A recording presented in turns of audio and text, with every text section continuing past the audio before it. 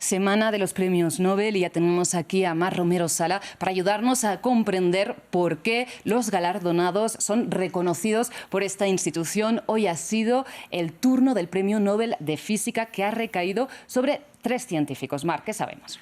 Bueno, sabemos que estos 3 científicos son el francés Pierre Agostini, el húngaro Ferenc Krauss y también la francesa Anne Lhuillier, que por cierto es la 5ª mujer en más de 120 años de historia del Nobel de Física en recibir este tipo de premio. Sus investigaciones han logrado desarrollar pulsos de luz tan cortos, tan pequeños, tan difíciles de imaginar para nosotros mismos, que logran así también captar el movimiento o el comportamiento de cosas súper pequeñas, como por ejemplo los electrones. Logran captarlo, logran fotografiarlo de alguna forma, logran medirlo y eso abre una ventana a ver lo que sucede, por ejemplo, dentro de los propios átomos, ¿no? Recordemos que un átomo es la parte más pequeña de una materia que mantiene las propiedades de un elemento químico y que tiene un núcleo alrededor del cual orbita, digamos, un electrón, ¿no? Entonces, esto es lo que están logrando medir, lo que han logrado medir gracias a las investigaciones, digamos, que lleva la mirada humana más allá de una frontera que hasta las investigaciones de los galardonados solo era un conocimiento que podía ser teórico. Las investigaciones de Lhuillier fueron en 1987 y durante los 90 y sentaron, digamos, las bases, y luego, posteriormente, Krauss y Agostini, con sus experimentos más desarrollados en 2001, lograron estas mediciones. Vamos a escuchar una de las reacciones de uno de los galardonados a quienes interrumpieron en medio de su cotidianidad. Escuchemos. Estoy tratando de darme cuenta de que esto es real, es una sorpresa, está en la naturaleza de las cosas. No lo esperaba, estoy abrumado. Claro, Mar, como no hay nominados, ¿no? Siempre cada año tenemos estas reacciones de las personas pues, que no se esperaban recibir. Absolutamente genuinas, por cierto, que son muy divertidas también. Exactamente. Y Mar, precisamente una de las claves de estos avances científicos, de estos físicos, es el llamado atosegundo. ¿De qué estamos hablando? Es básicamente la fracción de tiempo más pequeña que se ha logrado medir en toda la historia, ¿no?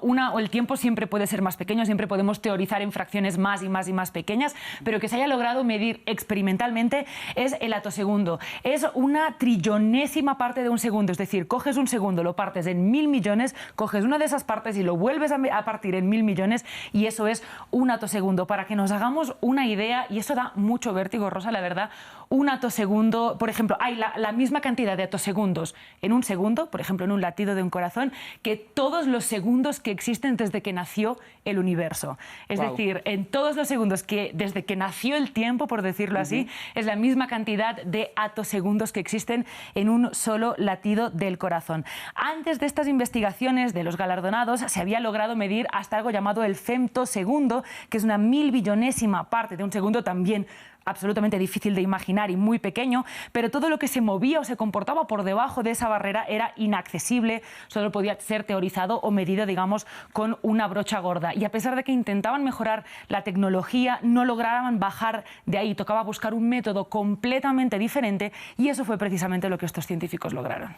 Y estas investigaciones para llegar a este logro, ¿no?, duraron décadas, Mar. Muchos años, sí. Las bases, como les decíamos, las sentó Anne Lhuillier, que en 1987 logró uno de los primeros experimentos que luego dio paso a todo lo demás. Básicamente son experimentos con pulsos ultra cortos de luz láser y lo que ella hizo fue pasarlo a través de un gas. ¿Qué sucedía? Cuando esta luz láser atravesaba el gas, se generaban lo que ellos llamaron armónicos. Quizás nos lo podemos imaginar mejor con la música, ¿no? Cuando hay una nota, vibra una nota, por ejemplo, con el pulso de una guitarra, por encima, como unos matices del sonido, se escuchan unos sonidos armónicos más agudos. Lo mismo sucedía con esta luz láser. Gracias a los movimientos y a cómo alteraba los átomos del gas que atravesaba, se hacían estos armónicos que eran como unos destellos de luz, digamos, unos destellos de luz ultravioleta, por supuesto, imperceptibles al ojo humano, ¿no? Esas fue las bases, ¿no?, de los experimentos que hizo la científica y luego, a partir de ahí, empezaron a perfeccionar el experimento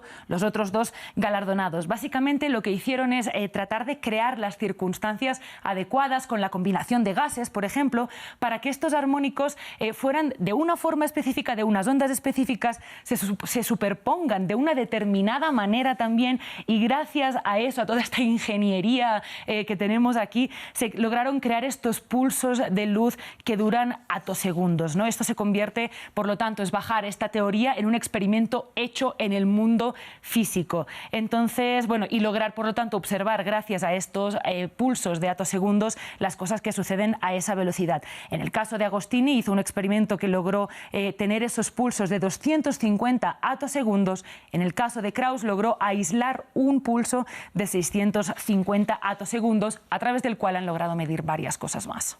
Y le pregunto qué aplicaciones tienen, como en el campo, por ejemplo, de la medicina, este tipo de hallazgos, Mar.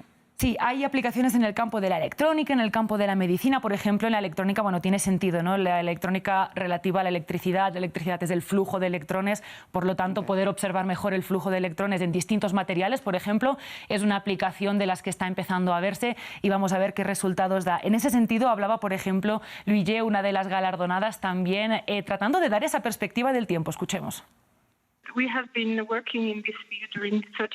Llevamos trabajando en este campo más de 30 años. Solo ahora empezamos a tener aplicaciones a la vista.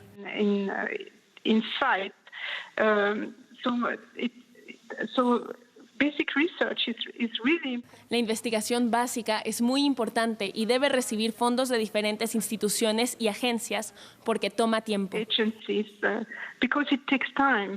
Estas aplicaciones que empezamos a tener a la vista, por ejemplo, también en el campo médico, como decías al inicio, Rosa, vemos, por ejemplo, que esta tecnología de atosegundos y de electrones permite ver cambios muy sutiles a nivel molecular. Entonces, eso es muy importante. ¿Por qué? Porque en la ciencia pueden servir para diagnósticos. Imagínate coger una muestra de sangre y ver qué suceden los cambios a nivel molecular en la sangre. De hecho, Krauss, aquí estamos viendo las conclusiones de uno de los estudios, de uno de los galardonados que publicó el año pasado. Estas personas no solo ganan el Nobel y se retiran de la ciencia, sino que han seguido investigando durante todo este tiempo. Precisamente publicaron este estudio en el que usaban esta tecnología de infrarrojos y de láser para medir estas cosas a un nivel tan pequeño, para tener unas huellas, le llamaron unas huellas moleculares que servían para encontrar rastros de varias enfermedades, ¿no? En este caso del cáncer, o medir las diferencias, los cambios en el cuerpo humano a niveles mucho más sutiles también de los que estamos acostumbrados.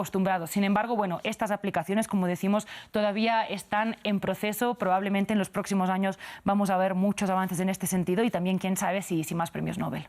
Mar, pues no nos cansaremos de agradecerle esta pedagogía que hace para ayudarnos a comprender estos temas tan complejos. Muchas gracias. Es un gusto, Rosa.